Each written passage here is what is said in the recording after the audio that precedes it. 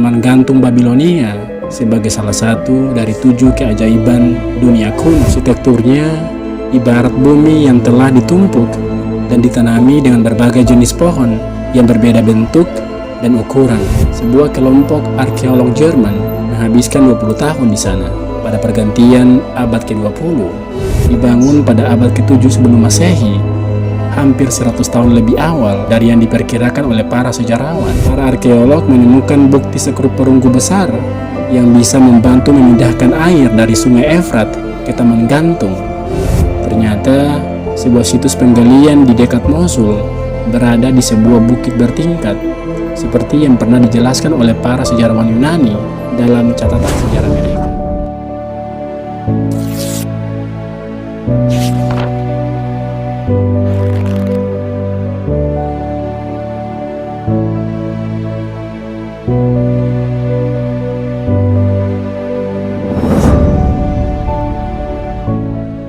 Hai, it's me, D again. Bagaimana kabar kalian hari ini? Semoga sehat-sehat selalu, stay strong, dan jangan pernah menyerah. Seperti biasa, kita akan selalu mencari hal-hal menarik yang ada di dunia ini untuk dibahas bersama-sama. Dan semoga saja you guys enjoy the video. So, pada video kita kali ini, kita akan membahas salah satu legenda dari Timur Tengah yang menceritakan tentang sebuah taman di tengah padang pasir yang terik. Taman ini diceritakan sangatlah indah dan mampu membuat setiap orang yang melihat taman itu akan langsung berharap bisa tinggal di sana. Seperti apa nantinya? Pantengin terus ya, jangan di skip biar kita sama-sama paham, oke? Oh iya, before we continue, don't forget to subscribe juga ya, agar kalian selalu menjadi yang pertama yang mendapatkan update notifikasi setiap kali ada video baru dari kami. Cus, langsung ke videonya.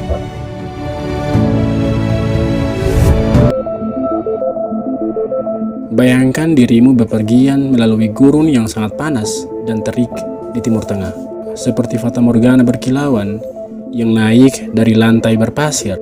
Kamu tiba-tiba melihat vegetasi subur di atas kolom dan teras setinggi 75 kaki.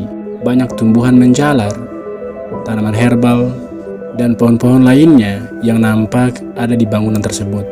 Bahkan dari jarak kamu berdiri, kamu bisa mencium aroma bunga-bunga eksotis yang mengenai lubang hidungmu saat mendekati area oasis yang luar biasa itu. Jika itu bukanlah imajinasi, kemungkinan kamu sedang berada di Taman Gantung Babilonia, sebuah bangunan eksotis yang konon katanya pernah dibangun pada abad ke-6 sebelum Masehi oleh Raja Nebukadnezar II. Dalam legenda mengatakan, kala itu istri raja yaitu Amitis sangat merindukan tanah airnya yang terletak di bagian barat laut Iran. Sebagai hadiah untuk kekasihnya yang rindu akan kampung halaman, sang raja rupanya berniat membangun sebuah taman yang rumit untuk memberi istrinya kenangan yang indah tentang rumah. Untuk melakukan itu, raja membangun serangkaian saluran air untuk digunakan sebagai sistem irigasi. Air dari sungai terdekat diangkat tinggi di atas taman untuk mengalir ke bawah dengan cara yang menakjubkan. Rekayasa rumit di balik keajaiban ini adalah alasan utama mengapa sejarawan menganggap Taman Gantung Babilonia sebagai salah satu dari 7 keajaiban dunia kuno. Banyak sejarawan Yunani kuno menuliskan dan mencoba menggambarkan bentuk dari taman ini sebelum dihancurkan. Berosus dari Kaldea, seorang imam yang hidup pada akhir abad ke-4 sebelum Masehi, memberikan catatan tertulis tertua tentang taman tersebut. Diodorus Siculus, seorang sejarawan Yunani dari abad ke-1 sebelum Masehi, mengambil bahan sumber dari Berosus dan menggambarkan taman ini sebagai berikut. Bangunannya miring seperti lereng bukit, dan beberapa bagian struktur naik dari satu tingkat ke tingkat lainnya. Pada arsitekturnya, ibarat bumi yang telah ditumpuk dan ditanami dengan berbagai jenis pohon yang berbeda bentuk dan ukuran, memberikan kesenangan bagi yang melihatnya. Semacam mekanisme mesin mengangkat air dalam jumlah besar dari sungai. Mekanisme mesin itu tersembunyi dan tidak bisa dilihat dari luar bangunan. Pada saat pasukan Alexander the Great mengunjungi Babilonia, mereka juga melaporkan tentang keberadaan sebuah taman yang indah. Meskipun tentu saja karena laporan dari tentara cenderung tidak bisa dipercaya, keberadaan taman gantung tersebut masih sampai saat ini diperdebatkan. Teknologi yang digambarkan mengesankan, di balik sistem irigasi juga cukup membingungkan. Bagaimana raja bisa merencanakan sistem yang begitu rumit sejak awal? Pertanyaan yang tidak terjawab tentu saja tidak menghentikan orang-orang untuk mencari sisa-sisa dari taman ini. Selama berabad-abad, para arkeolog menyisir daerah di mana Babilonia pernah berdiri dan mencoba mencari bukti atau sisa-sisa yang bisa menjelaskan keberadaan dari taman gantung Babilonia. Faktanya, sebuah kelompok arkeolog Jerman menghabiskan 20 tahun di sana pada pergantian abad ke-20. Berharap bahwa mereka akhirnya akan menemukan keajaiban yang telah lama hilang tersebut. Sayangnya mereka kurang beruntung. Mereka tidak menemukan satupun petunjuk. Kurangnya bukti fisik ditambah dengan tidak adanya laporan langsung membuat banyak sarjana dan arkeolog bertanya-tanya apakah legenda Taman Gantung Babilonia ini memang pernah ada. Beberapa ahli kemudian mulai mencurigai bahwa cerita tersebut adalah fatamorgana sejarah, yang berarti hal itu hanyalah sebuah hayalan. Meskipun ada satu teori yang menyatakan bahwa para sarjana dan arkeolog yang selama ini mencoba mencari Taman Gantung Babilonia, mereka mencari di tempat yang salah. Penelitian yang diterbitkan pada tahun 2013 lalu mengungkapkan jawaban alternatif atas keberadaan Taman Gantung Babilonia. Dr. Stephanie Daly dari Universitas Oxford mengumumkan teorinya bahwa sejarawan kuno hanya mencampur adukan lokasi dan raja yang membuat taman gantung yang dimaksud. Dr. Daly menemukan terjemahan terbaru dari beberapa teks kuno. Berdasarkan penelitiannya, dia percaya bahwa Raja Sanherib lah yang membangun taman gantung itu dan bukan Raja Nebukadnezar II. Dia juga berteori bahwa taman gantung itu terletak di kota Ninawa, dekat kota modern Mosul, Irak. Selain itu, dia juga percaya bahwa taman gantung tersebut dibangun pada abad ke-7 sebelum Masehi, hampir 100 tahun lebih awal dari yang diperkirakan oleh para sejarawan. Jika teori dari Daly ini benar, itu berarti Taman Gantung Babilonia sebenarnya dibangun di Asyur yang berjarak sekitar 300 mil di utara tempat Babilonia kuno dulu berada.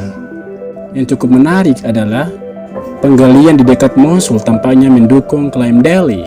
Para arkeolog menemukan bukti sekrup perunggu besar yang bisa membantu memindahkan air dari sungai Efrat ke Taman Gantung. Mereka juga menemukan sebuah prasasti yang mengatakan sekrup itu membantu mengalirkan air ke kota. Ukiran relief di dekat situ menggambarkan taman rimbun yang disuplai oleh saluran air. Daerah berbukit di sekitar Mosul jauh lebih mungkin menerima air dari saluran air dibandingkan dengan taman datar di Babilonia.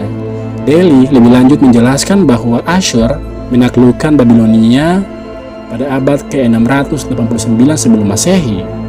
Setelah itu, kemudian lahirlah kota Ninawa yang sering disebut sebagai New Babylon atau Babilonia baru. Cukup ironis, karena ada kemungkinan bahwa Raja Sanherib sendiri yang mungkin telah menambah kebingungan karena dia benar-benar mengganti nama gerbang kotanya dengan yang ada di pintu masuk Babilonia. Oleh karena itu, para sejarawan Yunani kuno mungkin salah lokasi selama ini. Beberapa abad kemudian, sebagian besar pencarian penggalian taman berfokus pada kota Babilonia dan bukan Ninawa. Kesalahan perhitungan itu mungkin yang membuat para arkeolog meragukan keberadaan keajaiban dunia pada awalnya. Saat para ilmuwan menggali lebih dalam ke Ninawa, mereka mungkin menemukan lebih banyak bukti tentang taman yang luas ini di masa depan. Ternyata sebuah situs penggalian di dekat Mosul berada di sebuah bukit bertingkat seperti yang pernah dijelaskan oleh para sejarawan Yunani dalam catatan sejarah mereka. Seperti apa taman gantung itu sebenarnya? Saat ini belum ada yang bisa menggambarkan secara pasti.